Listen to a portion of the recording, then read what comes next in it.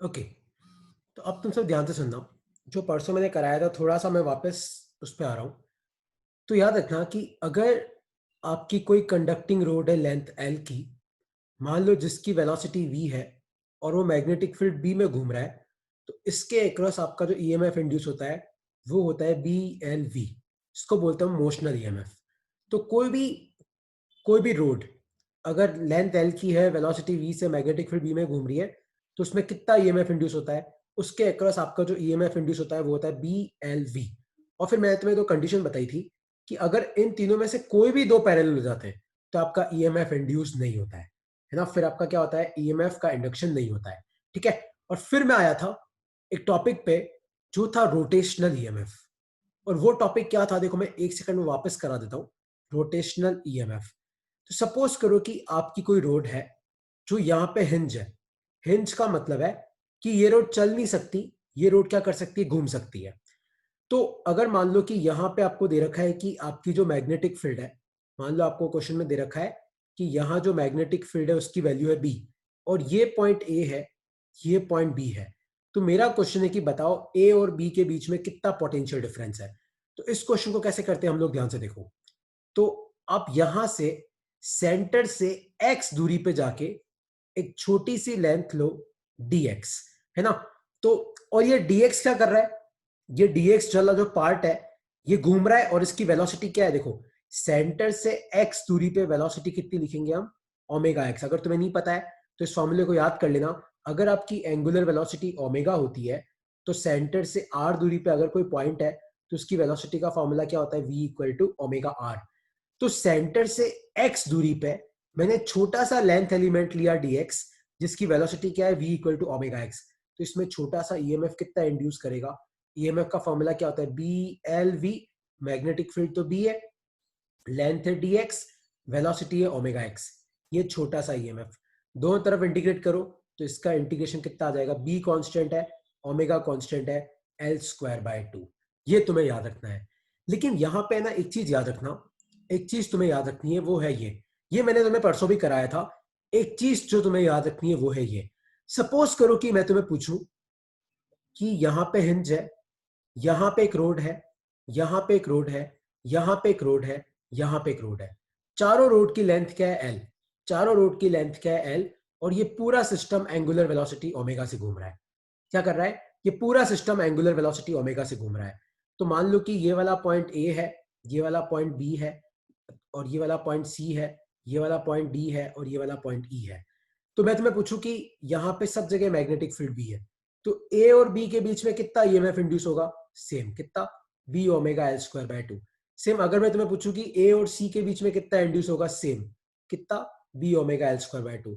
मैं पूछूं कि ए और डी के बीच में भी कितना इंड्यूस होगा, सेम कितना, B omega L square by 2। और मैं तुम्हें पूछूं कि ए और ई के बीच में कितना होगा, कितना, B omega L square by 2। और अगर मैं इन सब को कनेक्ट कर दूं, अगर मैं इन सब को कनेक्ट कर दूं, तो ये जो डी है, अब यहां से लेके यहां तक रास्ते में तो कुछ है ही नहीं। तो अगर ये पॉइंट डी है तो ये पॉइंट भी क्या होगा, डी। यहां से लेके यहां तक तो कुछ है ही नहीं, तो बी वाला पॉइंट भी क्या बन जाएगा, डी। और यहां से लेके यहां तक तो कुछ है ही नहीं, तो ये पॉइंट भी क्या बन जाएगा, डी। तो याद रखना, यहां पे भी जितना ईएमएफ है उतना ही यहां पे है, उतना ही यहां पे है, उतना ही यहां पे है। और सबके अक्रॉस आपके पॉइंट भी सेम है, मतलब ये चारों ईएमएफ किस में आ गए, पैरेलल में। ये चारों ईएमएफ किस में आ गए, ये चारों ईएमएफ किस में आ गए, तुम्हारे पैरेलल में। क्योंकि पैरेलल में ईएमएफ कब होते हैं, जब उनके अक्रॉस पॉइंट सेम होते हैं।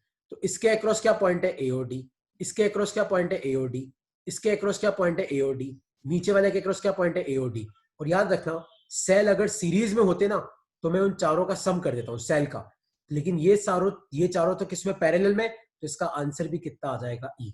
तो यहां पे तुम कितनी भी रोड लगा लो, तुम मन चाहे कितनी भी रोड लगा दो, जितनी चाहे उतनी रोड लगा दो, यहां पे कोई फर्क नहीं पड़ेगा।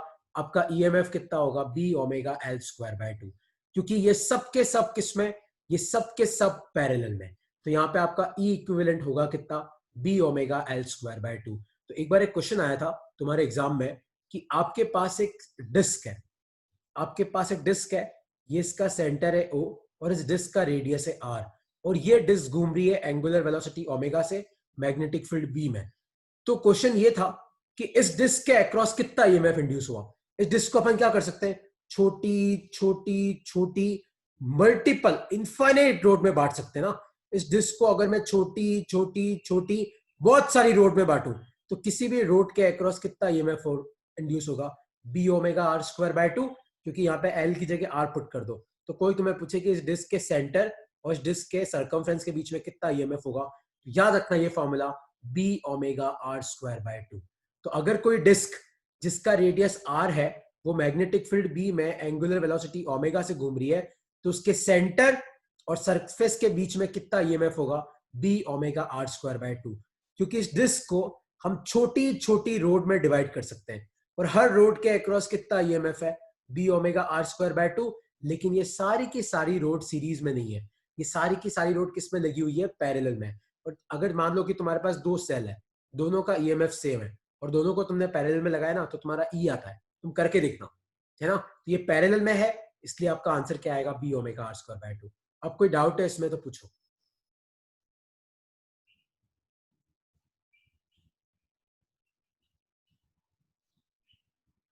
इसमें कोई डाउट है तो पूछो। ठीक है, कोई डाउट नहीं है, तो अब तुम ध्यान से देखना नेक्स्ट टॉपिक। जो नेक्स्ट टॉपिक है उसको ध्यान से समझना, Lenz law and conservation of energy. और इसका सबसे पहला जो टॉपिक है, पॉइंट लिखो अपनी कॉपी में, डेरिवेशन। ये डेरिवेशन इसलिए इंपॉर्टेंट है क्योंकि इस डेरिवेशन में जो दो तीन फॉर्मूले वो भी इंपॉर्टेंट है। Derivation of motional EMF using Lorentz force, derivation of motional EMF using Lorentz force.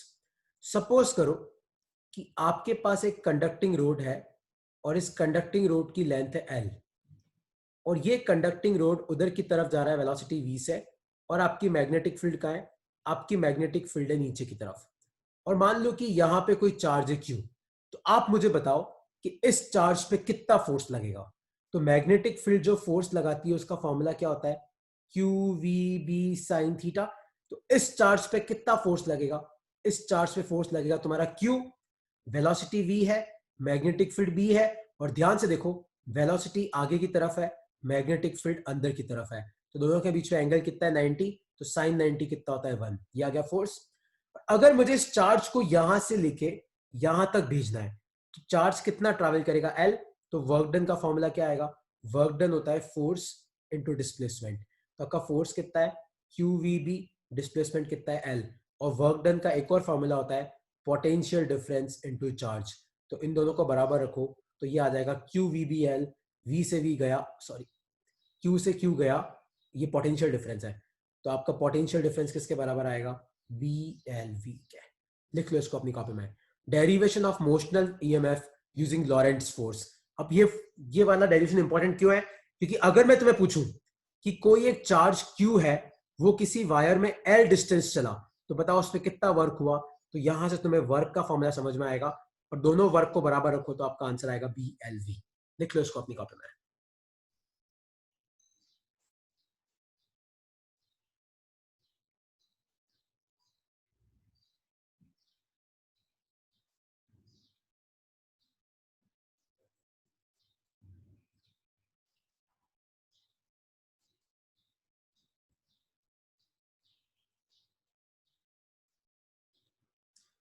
लिख लो इसको अपनी कॉपी में, और कोई डाउट है इसमें तो पूछो। Sir, can you please explain it again? Derivation of motional EMF using Lorentz force. तो अगर मान लो कि मेरे पास कोई वायर है और इस वायर की लेंथ है एल, और ये वायर मूव कर रहा है वेलोसिटी वी से, और आपकी मैग्नेटिक फील्ड अंदर की तरफ है, तो यहाँ पे कोई चार्ज है क्यू। तो अगर मान लो ये चार्ज यहां से लेके ट्रैवल करते हुए यहां तक आता है, तो बताओ इस पर कितना वर्क हुआ होगा। वर्क का फॉर्मूला क्या होता है, फोर्स इंटू डिस्प्लेसमेंट। फोर्स कितना लगेगा, क्यू वी बी, क्योंकि साइन थीटा में थीटा 90 है, तो इंटू आ जाएगा एल। और वर्क डन का एक और फॉर्मूला क्या होता है, पोटेंशियल डिफरेंस इंटू चार्ज। तो चार्ज से चार्ज गया तो आपका पोटेंशियल डिफरेंस कितना आया, बी एल वी। तो derivation of motional EMF using Lorentz force method. तुम ध्यान से देखो, ये चार्ज ऊपर की तरफ ही जाएगा, क्योंकि मान लो कि ये चार्ज पॉजिटिव है, तो इसका मोशन कहां पे होगा, v क्रॉस b की तरफ। तो आपकी वेलोसिटी कहां है, आई कैप में। मैग्नेटिक फील्ड कहां है, माइनस के कैप में। तो इसको सॉल्व करना, ये चार्ज तुम्हारा ऊपर की तरफ मूव करेगा। लिख लो, इसमें किसी को कोई डाउट है तो पूछो।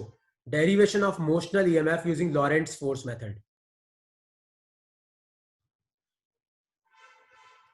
और कोई डाउट नहीं है तो अब तुम सब ध्यान से देखो, अब तुम सब ध्यान से देखो, एक सेकंड ना, लिख लो इसको, और इसमें कोई डाउट है तो पूछो।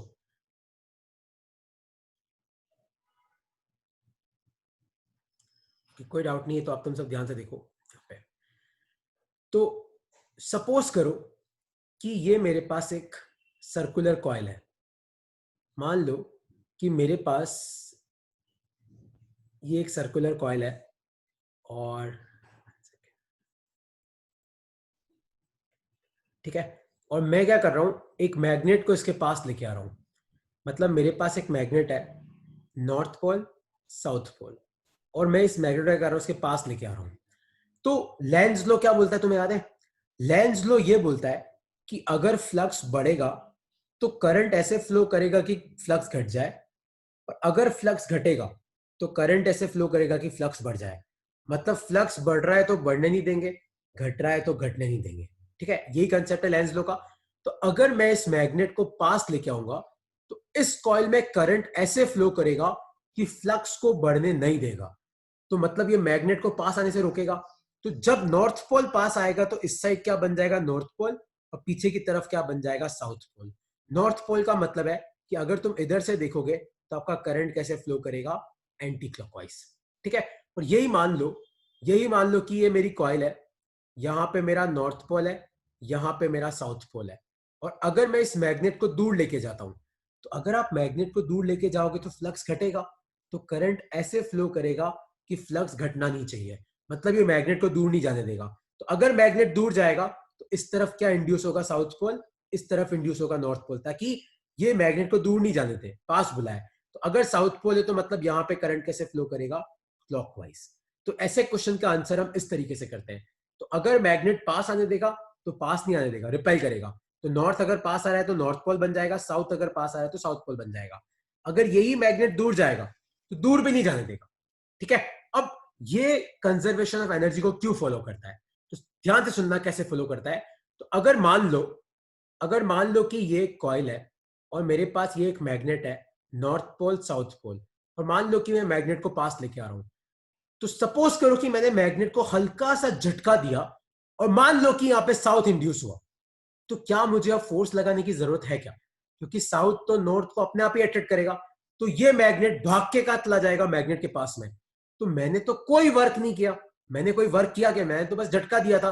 अब ये मैग्नेट पे फोर्स लगेगा और इस मैग्नेट की वेलोसिटी अपने आप बढ़ जाएगी। वेलोसिटी अपने आप बढ़ जाएगी मतलब इसकी काइनेटिक एनर्जी बढ़ जाएगी। काइनेटिक एनर्जी बढ़ जाएगी मतलब एनर्जी बढ़ जाएगी। तो बिना किसी मेहनत किए मैंने एनर्जी जनरेट कर दी।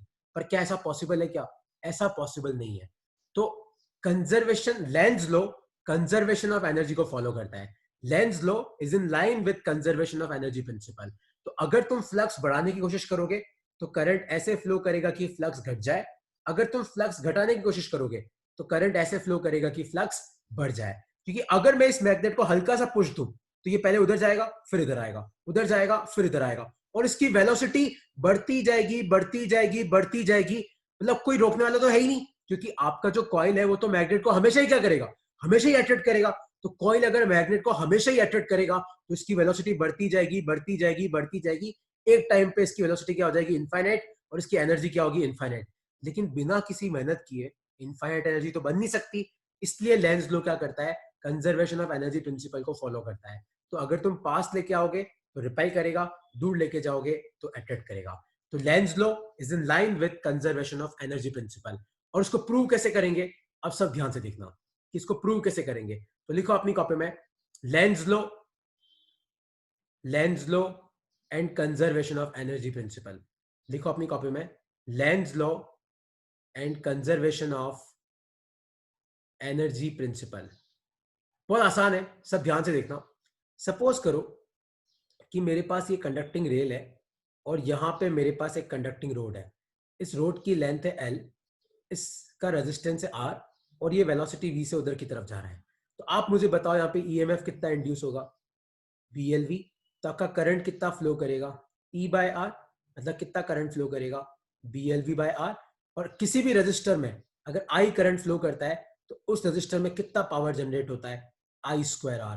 तो I की जगह ये वैल्यू पुट करो तो ये आ जाएगा तुम्हारा B² L² V² into R। तो आपका R से R गया। तो लिख लो अपनी कॉपी में, अपनी कॉपी में टॉपिक डालो और लिखो कि आपका अगर कोई भी कंडक्टिंग रोड मैग्नेटिक फील्ड में मूव करता है तो ईएमएफ अपन ने पढ़ लिया, आई अपन ने पढ़ लिया, कितना पावर प्रोड्यूस होगा लिख लो अपनी कॉपी में, B²L²V²/R। One of the most important formula of this chapter. तो कोई तुम्हें पूछे कि अगर मैग्नेटिक फील्ड की वैल्यू डबल कर दो तो पावर क्या हो जाएगी, 4 टाइम्स, क्योंकि पावर क्या है, B² के प्रोपोर्शनल है। अगर मैं तुम्हें पूछूं कि मैंने इसकी रेजिस्टेंस डबल कर दी तो पावर हो जाएगा हाफ, क्योंकि रेजिस्टेंस की पावर क्या है, 1। लिख लो इसको अपनी कॉपी में, लिख लो। तो ध्यान से सुनना, अगर कोई भी कंडक्टिंग रोड मैग्नेटिक फील्ड में मूव करता है तो उस कंडक्टिंग रोड में क्या फ्लो करता है, करंट। करंट फ्लो करेगा तो क्या प्रोड्यूस होगी, हीट।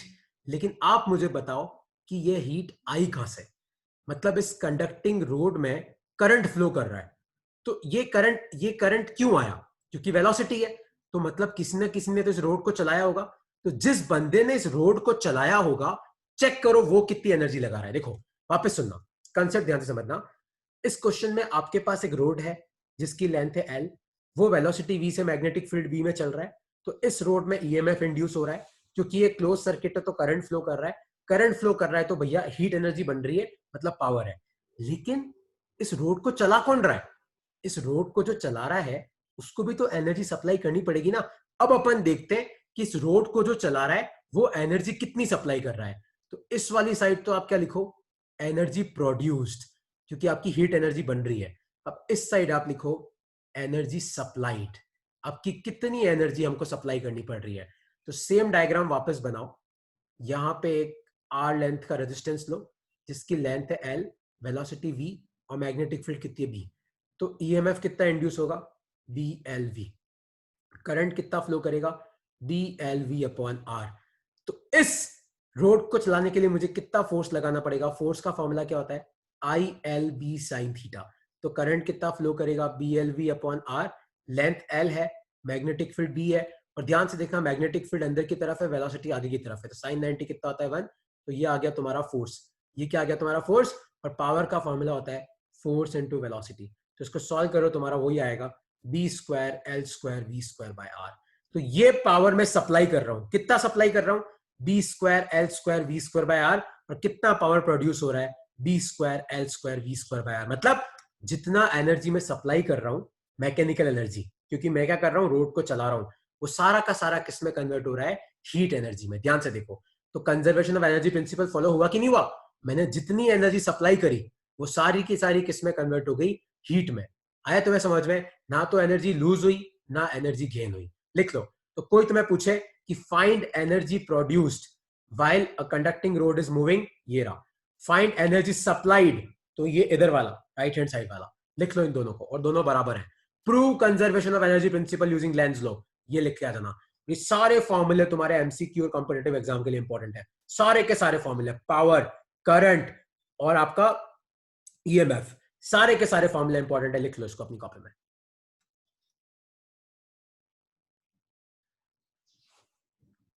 तो एनर्जी प्रोड्यूस कहां पे हुई, आपकी रोड जब चल रही है तो ईएमएफ इंड्यूस हो रहा है, ईएमएफ इंड्यूस हो रहा है तो करंट फ्लो कर रहा है, और किसी भी रेजिस्टेंस में करंट फ्लो करता है तो उसमें क्या प्रोड्यूस होती है, हीट। तो अपन ने पावर निकाल लिया, मतलब heat energy per unit time I²R। और मैंने एनर्जी सप्लाई कितनी करी, क्योंकि रोड को भाई कोई ना कोई तो चला रहा होगा ना, ऐसा थोड़ी अपने आप चल रहा है, भूत थोड़ी है यहाँ। तो इस रोड को चलाने के लिए मुझे कितनी एनर्जी सप्लाई करनी पड़ेगी। तो इस रोड को चलाने के लिए पहले ईएमएफ निकालो, आई निकालो, और किसी भी करंट कैरिंग वायर को अगर तुम मैग्नेटिक फील्ड में रखते हो तो उस पर क्या लगता है, फोर्स। तो मैग्नेटिक फील्ड इस पे फोर्स लगाएगी, तो इसको चलाने के लिए मुझे भी तो फोर्स लगाना पड़ेगा। तो मैं उतना ही फोर्स लगाऊंगा जितना मैग्नेटिक फील्ड लगा रही है, क्योंकि मुझे वेलोसिटी कांस्टेंट रखनी है। तो आपका फोर्स लगाया, फोर्स आ गया, और पावर क्या होता है, फोर्स इंटू वेलोसिटी। लिख लो इसको अपनी कॉपी में, और कोई डाउट है तो पूछो।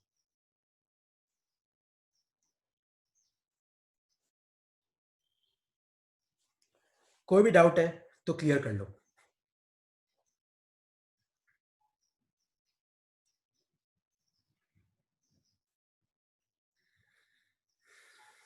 कोई डाउट नहीं है, इसको लिख लो अपनी कॉपी में कि लेंज लॉ और कंजर्वेशन ऑफ एनर्जी प्रिंसिपल में क्या रिलेशन है।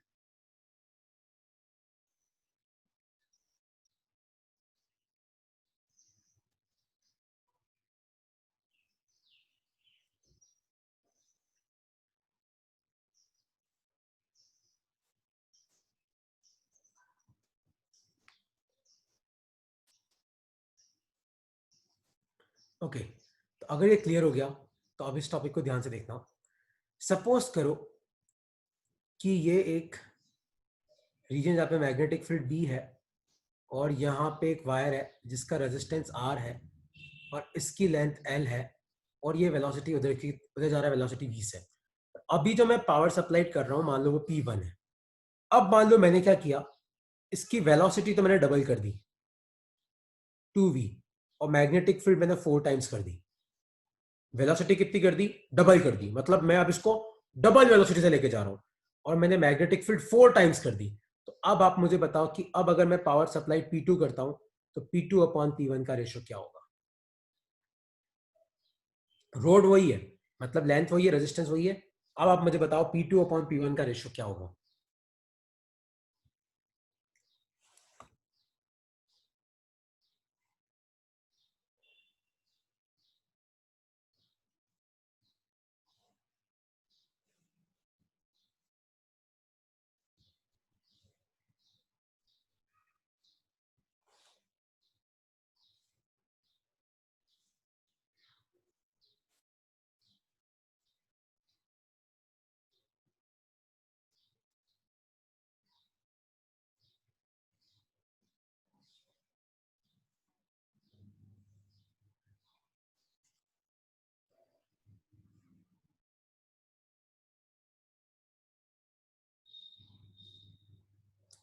क्या आएगा इसका आंसर, सोचो।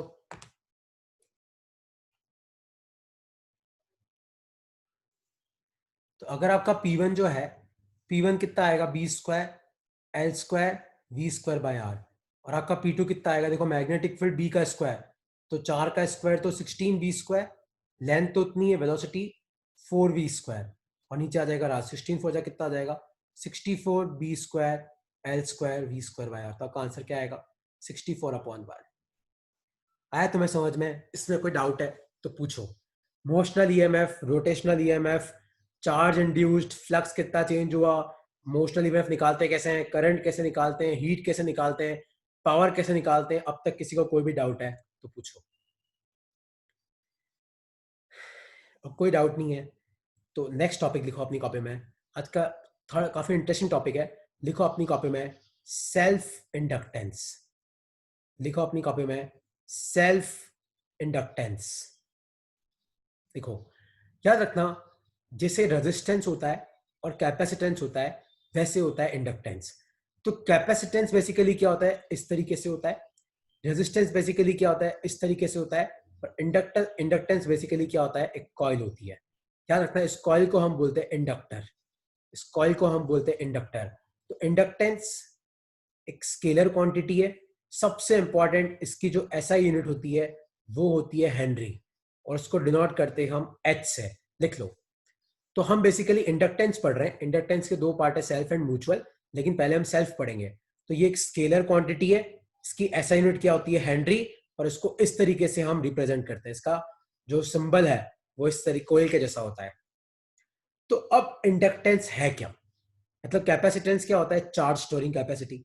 रेजिस्टेंस क्या होता है? रेजिस्टेंस का मतलब होता है कि भैया आपका जो वायर है वो करंट को फ्लो करने में कितना रेजिस्ट करेगा। तो अब इंडक्टेंस क्या है? तुम सब ध्यान से सुनना, है ना, सब ध्यान से सुनना। सपोज करो कि मेरे पास ये एक कॉइल है, मेरे पास क्या है, ये एक कॉइल है, और इस कॉइल में करंट फ्लो कर रहा है आई, और इस कॉइल का रेडियस मैंने आपको दे रखा है आर, ठीक है। और इस कॉइल में जो करंट फ्लो कर रहा है इसके कारण मैग्नेटिक फील्ड है बी, और इसमें नंबर ऑफ टर्न्स है आपके एन।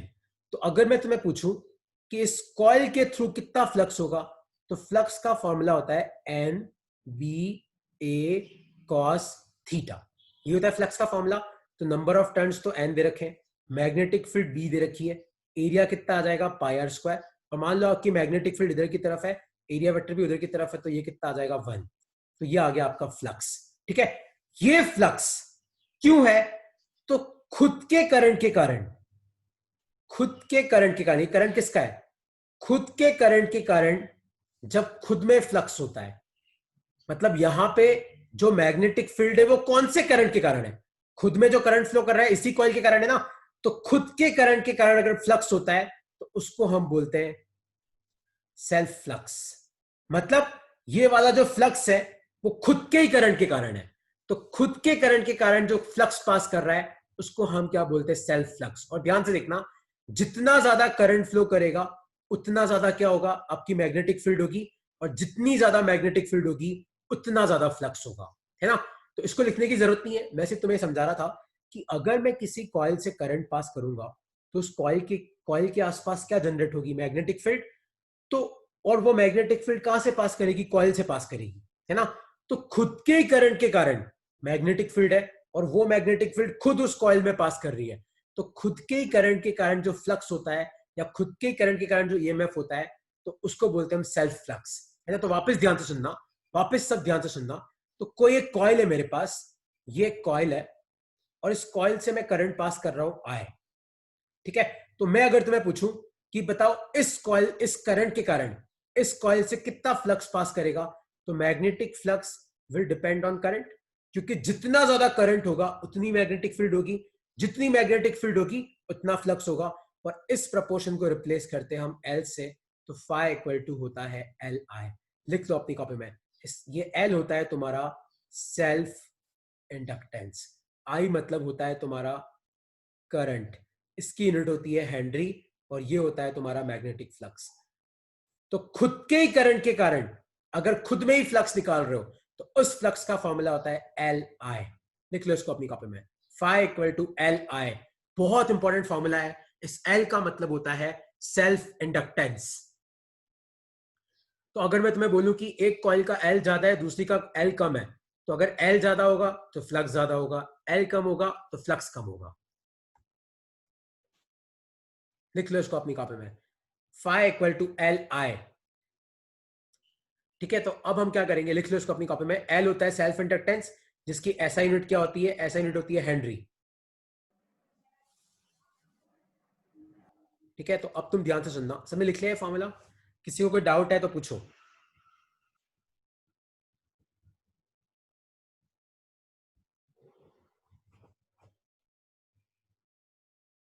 तो अब तुम ध्यान से सुनना, आज का अपना लास्ट टॉपिक है और इसको अच्छे से समझना, सेल्फ इंडक्टेंस ऑफ सोलेनॉइड। मुझे एक सोलेनॉइड का सेल्फ इंडक्टेंस निकालना है। तो मान लो कि ये मेरे पास एक सोलेनॉइड है, और इस सोलेनॉइड का आई मैंने तुम्हें दे रखा है, एन मैंने तुम्हें दे रखा है। मान लो इसकी लेंथ है एल, और इसमें टोटल नंबर ऑफ टर्न्स है बड़ा एन, तो छोटा एन क्या हो जाएगा? Number of turns per unit length. तो इसके अंदर मैग्नेटिक फील्ड कितनी हो जाएगी? म्यू नॉट एन आई, और एन की जगह अपन क्या पुट कर सकते हैं? N upon L I. तो अपन फ्लक्स निकालते हैं। तो फ्लक्स का फॉर्मूला होता क्या है? मैग्नेटिक फ्लक्स का फॉर्मूला होगा एन बी ए कॉस थीटा। एन मतलब नंबर ऑफ टर्न्स वो है, बी की जगह पुट कर दो तो mu naught N upon L आई, और एरिया की जगह आप पुट कर दो, मान लो कि सोलेनॉइड का रेडियस है आर, तो एरिया की जगह आप पुट कर दो पाई आर स्क्वायर, कॉस थीटा को 1 ले लो, तो ये आ गया आपका मैग्नेटिक फ्लक्स। और फ्लक्स की जगह आप पुट कर दो एल आई, तो ये आपका क्या हो जाएगा? ध्यान से देखो, mu naught N square pi R square और नीचे आ जाएगा तुम्हारा L इंटू आई। लिख लो उसको। तो आपका आई से आई गया तो आपका सेल्फ इंडक्टेंस कितना आया? ये आया तुम्हारा mu naught N square pi R square upon L. लिख लो। तो कोई सोलेनोइड है जिसका रेडियस तुम्हें आर दे रखा है, नंबर ऑफ टर्न्स दे रखे हैं, लेंथ एल दे रखी है, तो self inductance of A solenoid का ये फॉर्मूला है। लिख लो इसको अपनी कॉपी में। और कोई डाउट है अब तक तो पूछो। Self inductance of a solenoid. Self inductance का मतलब होता है खुद के ही करंट के कारण, मतलब इस सोलेनोइड में फ्लक्स क्या कहां से आया? इस सोलेनोइड में फ्लक्स आया कहां से? जब मैंने इस सोलेनोइड से करंट पास किया तो इसने खुद मैग्नेटिक फील्ड जनरेट करी और खुद के ही मैग्नेटिक फील्ड के कारण खुद ही फ्लक्स निकाल रहा है। तो वो फ्लक्स होता है अपना। तो फ्लक्स का formula NBA cos theta, N की जगह नंबर ऑफ टर्न्स, बी की जगह बी का फॉर्मूला एरिया की जगह पाई आर स्क्वायर और कॉस थीटा 1 ले लो, क्योंकि मान लो मैग्नेटिक फील्ड उधर है, एरिया वेक्टर भी उधर ले लो। तो आपका ये आ गया L equal to mu naught N square pi R square upon L. मैंने तुम सबको इनके नोट्स भेज दिए हैं, सबको स्कैन कॉपी करके भेज दिए, जहां से तुम नोट्स लिख सकते हो, है ना। नोट्स की तुम्हें दिक्कत नहीं है, सबको मैंने भेज दिए हैं। और कोई डाउट है तो पूछो, क्योंकि नेक्स्ट क्लास में मैं इससे आगे कंटिन्यू करूंगा। और कोई डाउट है तो पूछो, क्योंकि आज मैंने काफी टॉपिक करा दिए तुम्हें। और कोई डाउट है तो पूछो। और एक और बात याद रखना कि अगर इस सोलेनोइड के अंदर मान लो कि मैं कोई मटेरियल भर देता हूं, याद है मैंने लास्ट कल शाम को पढ़ाया था, अगर मैं इस सोलेनोइड में कोई मटेरियल भर देता हूं जिसका परमियाबिलिटी है म्यू आर, तो आपका एल क्या हो जाएगा? इसको म्यू आर से मल्टीप्लाई कर देना, mu R mu naught N square pi R square upon L. और ये दोनों फॉर्मूले तुम्हें बाय हार्ट याद रखने हैं। Self inductance of a solenoid. लिख लो इसको अपनी कॉपी में, समझ लिया करो। अभी राइट नाउ नोट बना लिया करो, बाद में नोट्स अच्छे से लिख लिया करो। और नहीं भी लिखना है तो मैंने तुम्हें वो स्कैन कॉपी भेज रखी है, तुम उससे पढ़ लो, उसमें सब कवर्ड है। और कोई डाउट है इसमें तो पूछो। सेल्फ इंडक्टेंस का मतलब क्या होता है? खुद के ही करंट के कारण खुद में ही फ्लक्स निकाल रहे हैं। तो बस अपन ने फ्लक्स निकाला, फ्लक्स की जगह एल आई पुट करो, एल आई से आई गया, आपका एल आ जाएगा। और कोई डाउट है इस टॉपिक में तो पूछो।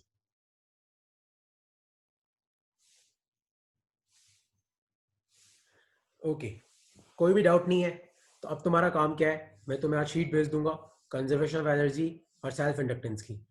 तो कोई भी डाउट है तो तुम क्लियर कर सकते हो। इसकी डेफिनेशन नोट्स में लिखी हुई है, मैं तुम्हें और अलग से भेज दूंगा, लेकिन प्लीज इसकी डेफिनेशन लिख लेना अपनी कॉपी में, है ना। एक जगह नोट बना लो, नहीं तो उसका फोटोकॉपी करा लो, कुछ भी करा लो, नोट्स तुम्हारे पास होने चाहिए पढ़ने के लिए। ठीक है, ये मैं तुम्हें भेज दूंगा स्लाइड। और कोई डाउट है तो पूछो। ओके, कोई डाउट नहीं है तो लीव कर सकते हो, कोई दिक्कत नहीं। ठीक है, बाय बाय।